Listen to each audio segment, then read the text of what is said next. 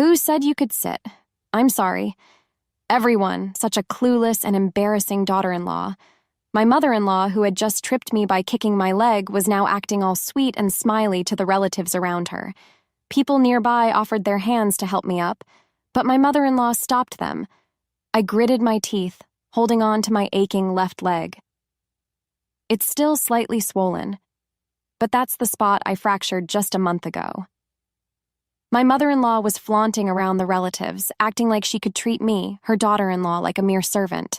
But then someone appeared, and just like that, my mother-in-law's reputation crumbled. My name is Jennifer. I'm 24 this year, and I live with my husband. We both work full-time. I met my husband at a matchmaking event organized by a friend. Back then, I thought the idea of getting married was silly, and I was too shy to even consider dating someone. Plus, I was always so focused on my studies that I didn't have many friends. Because of my personality, a few of my close friends worried that I might end up single and with few friends for the rest of my life. So they strongly insisted and brought me to the event. I wasn't looking for a life partner, but by chance I met Ken, who's 2 years older than me. He turned out to be a senior colleague of the friend who had invited me. Apparently, Ken was also one of those who got dragged into attending the event. My friend whispered to me, "If you don't find anyone else you like, just chat with this guy." So, I did just that. It seems Ken, too, felt the same way. I later found out he said he'd be with me only if there weren't any other women he liked. In the end, I did attend an event for singles, but later on, I ended up dating Ken, just as my friend had suggested. According to my friend, Ken and I seemed to have similar vibes, so they thought we might be a good match. And it turned out they were right. While we weren't exactly finishing each other's sentences, there were times I knew what Ken was thinking or trying to say, and it seemed he felt the same way about me. We had a comfortable, friendly relationship despite being a couple and eventually got married quite naturally. Up to this point, everything had been smooth, and I was surprised that someone like me, who isn't really good at socializing, got married. But then hell began. Ken's family home was about as far as taking a high-speed train from my hometown, say, like traveling from New York to Chicago. I moved in with my in-laws as soon as we got married. Now, living with in-laws might conjure up images of nasty mother-in-law drama for some. In my case, I thought Ken's parents might be as laid back as Ken himself. But the moment I stepped into their house, an older woman said to me, "You're Jennifer, what's with that messy hair?" Before I could say anything, another older woman said that to me, leaving me stunned. I realized she was Ken's mom because her crescent-shaped eyes, when she smiled, looked just like his. "It's a pleasure to meet you. I hope you like this." Trying to hide my unease, I handed over a gift box that was in a paper bag. Without reaching for it, my mother-in-law said, "I'm busy, so get ready and come to the kitchen right away. You can unpack later." And then she just disappeared into a room.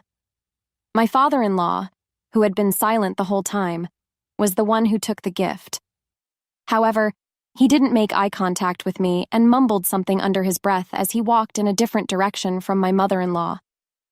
Meanwhile, Ken just went inside without a word of explanation or apology. I felt uneasy about the family dynamics I had glimpsed in that brief moment, but I didn't have time to hesitate as my mother-in-law had told me. I handed my luggage over to Ken and quickly headed for the kitchen. Hearing my footsteps, my mother-in-law turned around and gave me a sharp glare.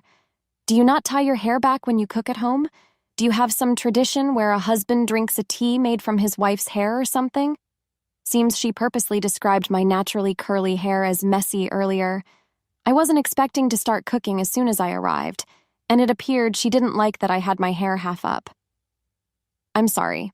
I'll tie it back and come right back." As I was about to leave the kitchen, she said, "Don't you dare drop even a strand of your uncultured hair, and if you're going to tie it, these hold the best," handing me a pile of rubber bands. I was somewhat prepared to be bullied as the new daughter-in-law, but I hadn't expected such direct animosity. My mother-in-law was a tricky person to deal with. Most would assume mothers bully their daughters-in-law because they feel their precious son has been taken away. But it didn't seem that way with her. That's because she was tough on Ken and my father-in-law as well, Especially towards Ken, she'd often say, "You're so weak-willed that you could only get a good-for-nothing wife like her," or "despite me constantly telling you not to turn out like your dad." She was really mean with her words. Ken and my father-in-law just kept quiet, not retaliating at all. I decided that she must have some sort of condition where mother-in-law can't survive without making snide remarks. I managed to endure that. However, there were times when my mother-in-law was in an especially bad mood, and only my meal wouldn't be served. Ken and my father-in-law saw this, but both pretended not to notice.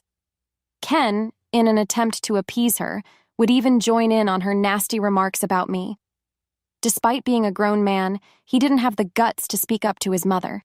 He acted as if everything his mom said was right, blaming me for it. It made me sad, and at the same time, I was utterly dumbfounded by his attitude. As for my father-in-law, during these times, he would be as inconspicuous as possible, quickly leaving the room whenever my mother-in-law started harping on me. The reason not only Ken, but also my father-in-law couldn't stand up to her became evident through her harsh words. "You married into our family, so you have no right to talk back to me. Everything you have now is thanks to my father.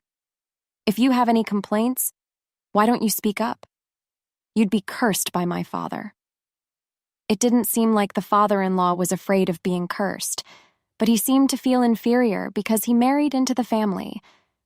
Having seen his father being submissive to his mother since he was young, Ken probably realized that his mother was the strongest in the family, just like his father. He always tried to gauge his mother's mood and would either stay silent or agree with her, no matter what she said. I, already anxious about living in my in-laws' house, was soon faced with a predicament. From the day we started living together, I was made to accompany my mother-in-law on her weekly grocery and household shopping trips. One day, after getting used to carrying bags full in both hands, I went to the usual supermarket that my mother-in-law always frequents. It was a weekend, so the elevator we usually took was crowded, and we couldn't use it right away. Impatient, my mother-in-law quickly grew frustrated that there wasn't a single elevator on the ground floor, exclaiming, "Forget it, it's a waste of time to wait here, let's just use the stairs." Though she always has me fetch even just a single TV remote for her, it was surprising to hear such words from my mother-in-law. If I dared to speak out, I felt like she might just bite my head off, so I silently obeyed, walking diagonally behind my fast-paced mother-in-law. I reached out instinctively when she almost tripped over the hem of her dress. In that split second, I stretched out my hand and supported her back to prevent her from falling. But in doing so, I lost my balance and ended up tumbling down a few steps. Until then, everything had been okay. However, because of what I did, I neglected to watch my own step. I lost my balance and fell. "Hey, what the heck are you doing?" Instead of showing concern, my mother-in-law scolded me. Oddly enough, I was more surprised by her reaction than the pain I felt. I'd only fallen down a few steps, but it seemed like I'd twisted my ankle pretty badly. Noticing the rapidly swelling ankle, my mother-in-law clicked her tongue in annoyance. "Ugh, you're so clumsy. With that ankle, you won't be able to carry the groceries properly. Just wait in the car. It's pointless having you here." I don't want to sound ungrateful, but it's pretty harsh considering I got hurt while trying to help my mother-in-law. But if I mentioned that, she'd probably snap at me even more. So I just quietly went back to the car, reclined the seat, and took a rest. The next day, once the household chores had settled down, I went to the doctor around noon. I thought it was just a sprain, but it turned out I had a hairline fracture, and they gave me crutches for the way home. I texted mother-in-law about it, letting her know I'd gotten medicine and would be a bit late. The lack of a response was par for the course, letting me know mother-in-law didn't care in the slightest. Struggling with crutches I wasn't used to, I got home only to be immediately told by my mother-in-law to change the light bulb in the bathroom. The ceiling is high, so just use the ladder from the backyard and make sure to clean that dirty floor. I was taken aback by her usual uncaring attitude. It wasn't that I wanted her to be concerned for me, but couldn't the light bulb replacement wait for Ken or the father-in-law to get back from work? Having someone with a bad leg climb up a ladder on a slippery floor showed mother-in-law's lack of humanity. And of course, when Ken and father-in-law came home, neither showed any concern. All I got was mother-in-law yelling at me for not doing chores efficiently with my injured foot. From that point, her mistreatment of me intensified. Though she didn't lay a hand on me, I was constantly berated with cruel words, increasing my stress. About a month into this life, while I was weeding the garden, protecting my slowly healing foot, mother-in-law approached me. "There's a family dinner next week. Knowing you, you don't have any formal dresses, right?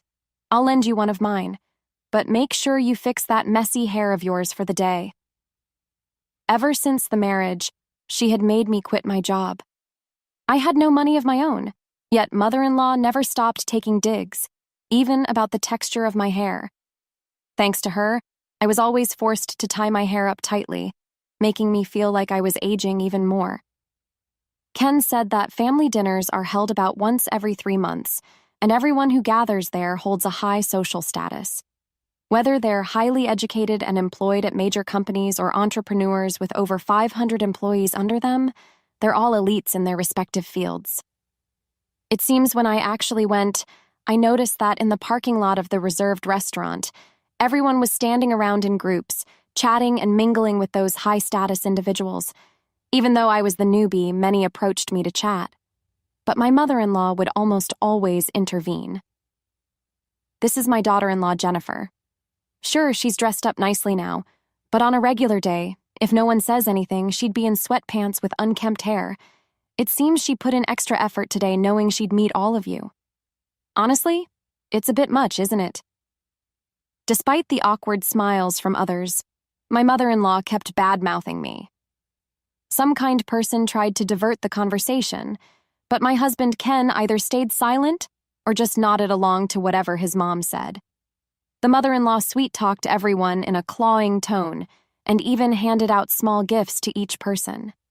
When we finally entered the restaurant, the seating arrangement seemed to be decided by some unspoken rules. I was about to take a seat following Ken, but my mother-in-law, who was talking with someone, darted over immediately. "What do you think you're doing? Sitting down as a daughter-in-law? Stand up." Incredibly, she kicked my injured left foot. Losing my balance, I fell hard to the ground, letting out a soft cry. Writhing in pain, I had just had the cast removed, so there was no protection, and I felt the pain directly. Looking down at me, the mother-in-law quickly said to the others, "I apologize for the scene. My lack of discipline has caused this embarrassing display. She should at least fake it better. Right after her own carelessness got her injured, she only knows how to play for sympathy." Mother-in-law may have been panicking inwardly at my fall. Spewing nonsense rapidly, a few nearby people offered to help me up, but she stopped them all. "It's all right. No need to be kind to a liar. I'll give her a piece of my mind, so don't you worry about it." Mother-in-law grabbed my arm, trying to force me up while swiftly taking her own seat. I was sitting on the cushion, being treated like a mere doll by my mother-in-law, and the glances from the surrounding people made me feel embarrassed and irritated. I took a deep breath, ready to express the feelings I'd been holding back. But suddenly, someone approached from behind, brushed past me, and touched the back of my mother-in-law. "Oh, big mother-in-law," the startled voice of my mother-in-law. Judging by her words, it must be my husband's grandmother. The woman was elegant in a pale-colored dress, but her tight-lipped expression gave off a cold vibe. "I heard you weren't coming today." "Well, I did say I might not be able to make it because I had plans, but I made a reservation just in case I could." "What? Shouldn't I have come?" "No, it's not like you shouldn't have come. I'm delighted." My mother-in-law suddenly looked timid and scared. The big mother-in-law told my father-in-law, "Go ahead and start," and led my mother-in-law to a corner of the room. When I tried to stand up, the big mother-in-law stopped me. "You've got that leg injury, right? It's not good to strain yourself. Just relax and sit next to Ken." Her commanding presence was undeniable, so I just complied. As the big mother-in-law was about to return to her seat, my mother-in-law, standing in the corner, spoke up. Big mother-in-law, what is it?" "You should just stand there. If you have something to say it from there." Without even looking back, the big mother-in-law sharply responded. "Why do I have to stand? I came because I wanted to dine with you. Peeks from other relatives made my mother-in-law's face turn even redder. What a ridiculous thing to say. Did you really think you, being just the daughter-in-law, can sit? It's about what you said to Jennifer earlier, isn't it? Don't you think you should set an example? Faced with the big mother-in-law's firm response, my mother-in-law's face turned even brighter red. Soft chuckles could be heard from somewhere. You used to be such a sweet girl when I first met you. When did you become so mean? If I knew you were like this, I wouldn't have let my son marry into your family. Well, my son did run away from home because he didn't like me, so I can't say much.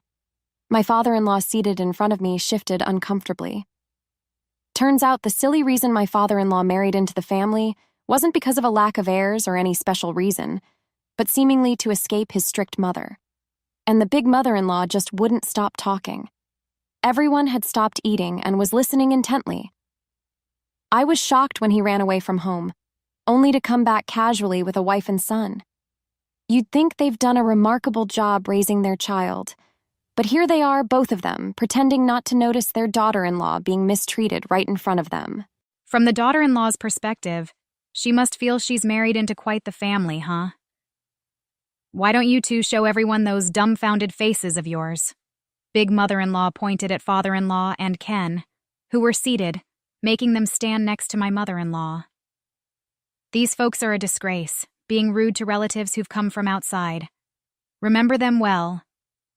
I felt she might be overdoing it, but seeing the three of them heads down made me feel better. All eyes were on them when mother-in-law spoke up again. Big mother-in-law, I've been trying to educate this failure of a daughter-in-law. She barely does her chores, using her foot injury as an excuse, and even puts on a show of pain in public. My husband and son listen to me, but the daughter-in-law's defiance disrupts the household order. While accusing others of putting on a show, mother-in-law pretended to wipe tears with her sleeve, leaving me speechless. Big mother-in-law, who had been silent, sighed deeply and said, "Even if Jennifer were a worthless daughter-in-law, aren't you just as bad for kicking her in front of not only relatives but also guests? You oppress your husband and son and use violence against a daughter-in-law just because she doesn't obey. You're like a frog in a well, thinking it knows everything." Mother-in-law finally fell silent at big mother-in-law's stern, yet not overly emotional voice. The trio, including mother-in-law, stood in the corner for a good hour. In the end, big mother-in-law let them eat because it'd be a waste of food to leave it. After the meal, I stopped big mother-in-law to express my deepest gratitude. While she still had a stern look, she advised, "Don't hesitate to cut off anyone who treats you poorly." Yet her gaze seemed gentler than before. When I got home, my in-laws and Ken were already waiting at the front door. "I bet you haven't been able to clean the yard since you've been out all day. Please take care of weeding, trimming the bushes, watering the flowers, and sweeping the porch. Now, after that, we'd like a massage, so hurry back when you're done." Perhaps to vent the embarrassment caused by my big mother-in-law, my mother-in-law piled on more chores than usual. Father-in-law and Ken were silent, but their stares were clearly malicious. They blocked my way, not letting me step inside the house. So I sighed. "Oh, so you always get treated like this, huh?" Peeking out from behind me was big mother-in-law. Actually, big mother-in-law had asked me to come here. Seeing her, the three stiffened up even more. Noticing the large bags big mother-in-law was carrying, their expressions grew more tense. "Mom, you came all this way even though you're busy." For the first time in a while, father-in-law spoke up, only to be glared at by big mother-in-law. "You guys are the ones piling on unnecessary work, even though you know she's busy. From what I've seen, it seems like a little trouble wouldn't make you reflect on your actions." Big mother-in-law said this and handed one bag each to father-in-law and Ken. Yes, upset with their behavior at today's dinner, big mother-in-law had decided to move in for a while to discipline the three. During this time, she advised me to go back to my parents' house, and even said that if things didn't improve, it might be best to consider divorce. We're about to start a fun living together, I'm so excited that I ended up bringing a lot of stuff to make Jennifer turn her attention back to Ken, and for you too to remember the love you once had. I'm going to guide you wholeheartedly. The first time I saw Big Mother-in-law's smile, it seemed to have a mysterious charm that was both unsettling yet comforting. The next day, I contacted my parents and decided to take a short trip back to my childhood home. Ken tried to take advantage of this and snatched my phone, insisting he'd come with me. Before I could stop him, my dad shouted over the phone, "If you're the kind of man who stands by while my daughter is mistreated, she's better off without you. Don't show your face again." Ken ended up feeling down once again. After neglecting me for so long, I was stunned to see Ken shamelessly trying to lean on my parents. Whatever affection I had left for him vanished completely. Knowing full well how fiery his mother-in-law's temperament was, it seemed like Ken agreed to live with her because he was scared of refusing. He put me in the firing line, hoping to escape her wrath. Father-in-law probably has a similar nature. He too would remain silent even when Ken was being chastised. I hope from now on all three will be educated by the much scarier Big Mother-in-law and become more decent human beings. However, ever since then, while I've been relaxing at my childhood home, I receive calls almost daily. Most of the time, it's mother-in-law, but occasionally it's father-in-law or Ken. "Can you ask Big Mother-in-law to leave?" In short, he says this over and over again without hesitation. With me gone, all three are being thoroughly trained in household chores by Big Mother-in-law, and they tell me they're sore all over every day. On top of the physical exhaustion, they can't take out their frustrations on a daughter-in-law, so the atmosphere at home is constantly tense. It's not just Big Mother-in-law. Apparently, she's been calling over relatives unannounced for surprise inspections. The three of them are made to entertain the guests, spending their days in a state of constant tension. All three kept playing the victim, saying things like, "Kick out the Big Mother-in-law and come back. Why are we going through this?" So, I declared our divorce over the phone. Normally, it's something to be discussed face to face, but given how they treated me poorly, I figured I wasn't in the wrong to do it this way. With the mediation of the Big Mother-in-law, the divorce process was completed smoothly. I continued to stay at my childhood home, searched for a job, and decided to start a new life. Half a year later, a minor incident occurred at my workplace. Shockingly, my ex-husband, along with my in-laws, had tracked down my workplace and showed up unannounced. I wondered where the leak had come from, but then I got a call from Big Mother-in-law. She told me the letter Jennifer sent was opened without permission. Maybe that's how they found out. I calmed down the apologetic Big Mother-in-law and assured her that there was no harm done. At the entrance of my company, 3 of them were restrained by multiple security guards. Watching quietly from the floor above, I noticed they were repeatedly mentioning my name. They probably couldn't stand the scolding from Big Mother-in-law any longer. But Mother-in-law used to curse me with foul words every day, and both Father-in-law and Ken turned a blind eye. So it's no surprise they're in this situation now. I don't feel the slightest sympathy for them being manhandled by security, and I don't want them in my sight anymore. Besides, I already had someone special in my life. This person respects my feelings but also confidently shares his own opinions. He's someone I can really rely on. To be honest, I'm not yet brave enough to think about marriage, but I'm going to take it slow and nurture our love.